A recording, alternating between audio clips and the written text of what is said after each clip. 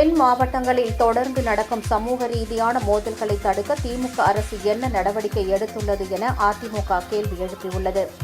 நாங்குநேரி இரட்டை கொலை சம்பவத்தை கண்டித்து அதிமுக வெளியிட்டுள்ள அறிக்கையில், பெரும்பத்து கிராமத்திற்குள் புகுந்து 9 பேர் கொண்ட மர்ம கும்பல் அங்குள்ள தேநீர் கடை மீது பெட்ரோல் குண்டு வீசி நடத்திய கொலைவெறி தாக்குதலில் 2 பரிதாபமாக உயிரிழந்து 6 பேர் படுகாயத்துடன் சிகிச்சை பெற்று வருவதாக செய்திகள் தெரிவிக்கின்றன. சட்டம் ஒழுங்கை ஒரு பொருட்டாக கருதாமல் விளம்பர ஆட்சி நடத்திய திமுக அரசின் அலட்சிய போக்கின் விளைவுதான் இந்த கொடூர கொலைகள். இதனால் தங்களுக்கு பாதுகாப்பு இல்லை என அச்சத்துடன் போராடி வருகின்றனர்.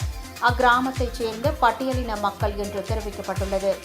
நாங்குநேரி தொடங்கி தென் மாவட்டங்களில் தொடர்ந்து நடக்கும் சமூக ரீதியான மோதல்களை தடுக்க என்ன நடவடிக்கை எடுத்தது திமுக அரசு என்றும், தேர்தல் நேர அறுவடைக்கு சமூக மோதல்களை வளர்த்து விடுகிறதா திமுக என்றும் கேள்வி எழுப்பியுள்ளது.